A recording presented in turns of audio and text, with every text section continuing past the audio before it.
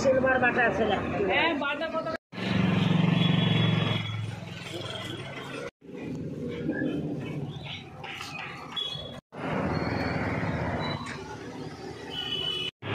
তাহলে সেটা আরো ভালো হবে।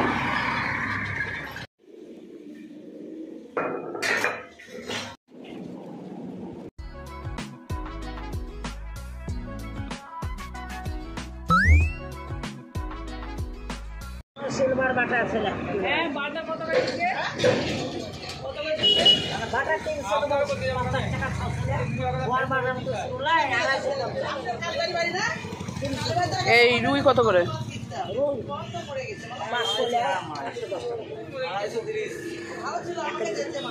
এইটা ওজন করো। এমনিতে রুই তো 180 টাকা করে না? কত করে?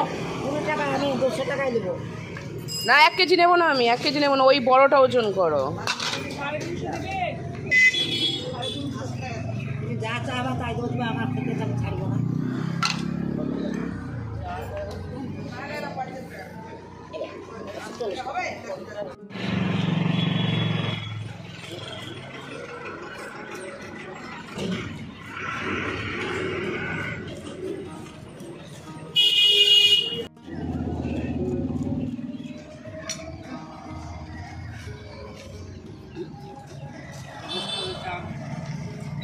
পেট নরম না তো? না দাদা, আমাদের জীবন্তী মাছ। জীবন্ত মাছ? জীবন্তীর মাছ। একটা মাছ খারাপ না, দেখছো না? মাছ কালা দেখছো না? দেখো ময়া গোনা তোমার।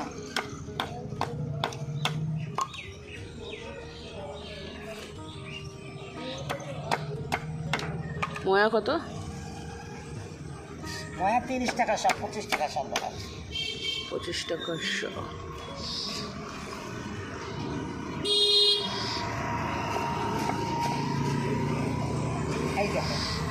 তেলটাও দিয়ে দেবা, পিত্তটা বাদ দিয়ে। হ্যাঁ,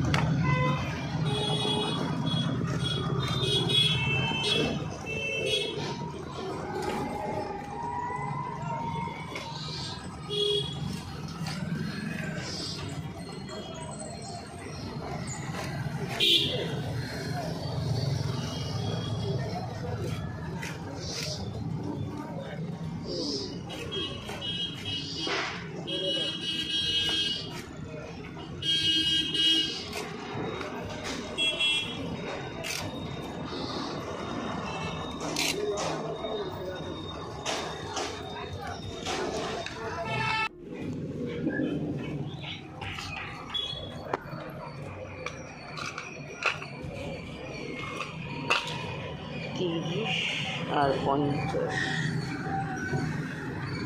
ভালো হবে তো বাটা? ভালো বাটা। বাটাগুলো দেখো 250 দামে 50। হ্যাঁ, 250 দামে 50।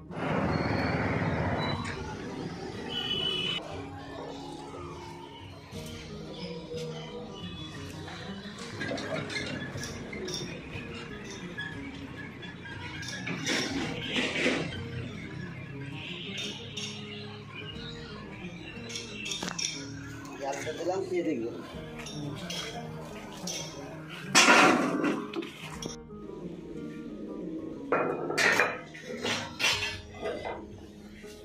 বাটি ওখানে রেডি করলো, তরকারিগুলো দিব।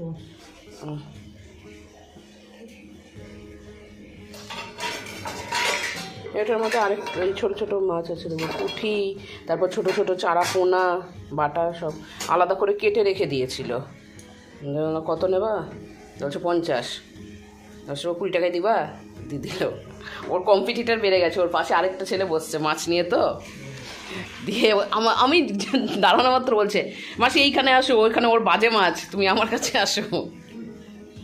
ওর বাজে মাছ, ওর বাটা দেখো, আমার বাটা দেখো, চকচকে করছে। কি হাসি লেগেছে, আসলে আমাকে নামতে দাও আগে, তারপর আমি যাচ্ছি।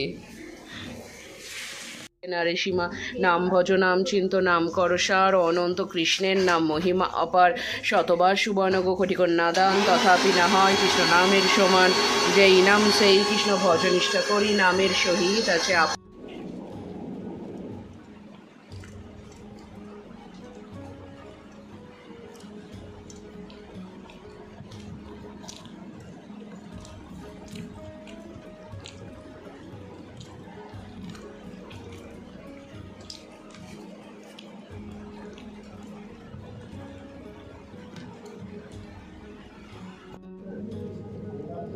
বাড়িতে আসলাম খেতে, এখন 1:40 মতন বাজছে, তো ওখানটায় লাঞ্চ থালির ভিডিওটা বানিয়ে নিলাম। এবার এইখানটায় বসে খাবো। আর পুচনে আয়, চেয়ার টিয়ার নিয়ে আয়, চলে বাবা দাও পুচনে ভাতটা দাও। তুইও খেতে বসেছো? জিমিকে দিয়ে খেতে বসে যাও, তাহলে তোমাদের খাতে খেতে হয়ে যাবে খাওয়া। চল চেয়ারটা নিয়ে সেট কর, ঘরটারগুলো ঠিক মতন গুছিয়ে রাখবি। আঁকার ক্লাস কখন আছে? ঠিক আছে, চেয়ারটা নামা।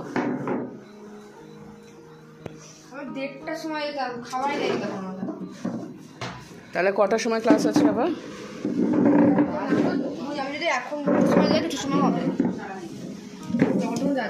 দুটোর সময় গেলেও হবে?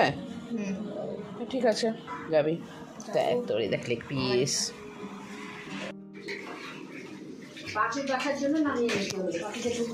ও মাকড়সার মধ্যে বড় বড় মাকড়সা ভেতরে ঢুকলো।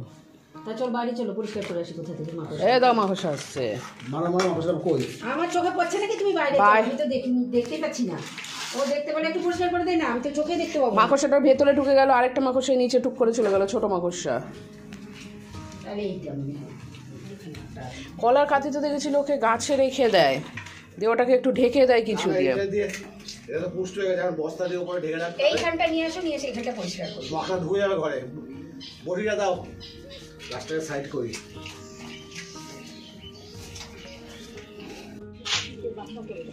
কোথায় বাসা করেছে? বাসাটা কই? বাসাটা এখানে ছেড়ে দিই। ডিম টিম ছিল কি? না না, ডিম ছিল। ডিম আরেকটু হতো। ওই বটিতে গাছ কাটবে? বটিতে গাছ কাটে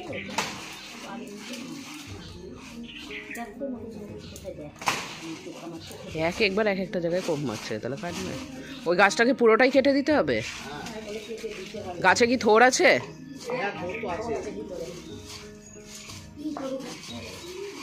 তাহলে ওটাকে কেটে নিয়ে এসে ঘরে আসতে হবে, পরে দেখতে হবে কেটে কেটে থোড় আছে নাকি। ওইটার ভিতরে মাকড়সা আছে।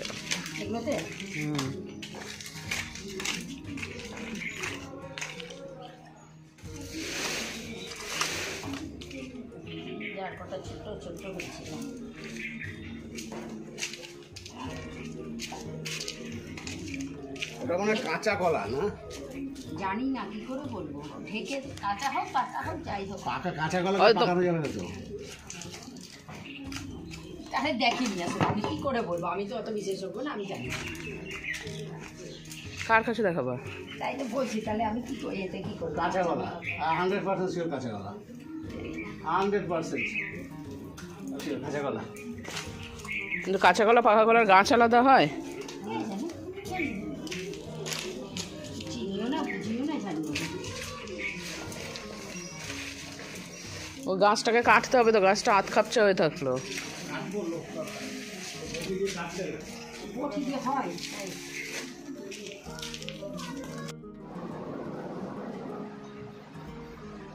এটা আম তেল বানাবা? আমচুর বানাবা? মানে কিরকম বানাবা? দিয়ে কি করবা সেটা পরেরটা শুকানোর পরে?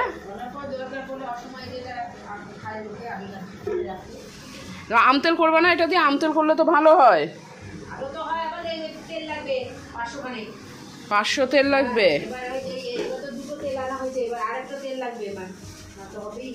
আরেকটা তেল মানে ইয়েতে ওই কি আম তেল করার জন্য? তুমি আমটা তো শুকাও, তারপরে তো তেল। আগে শুকাও, তারপর দেখছি। আম তেল করতে গেলে আর শুকনো, পুরোটা এতটা করা যাবে না, এতটা হলে মেলা হয়ে যাবে।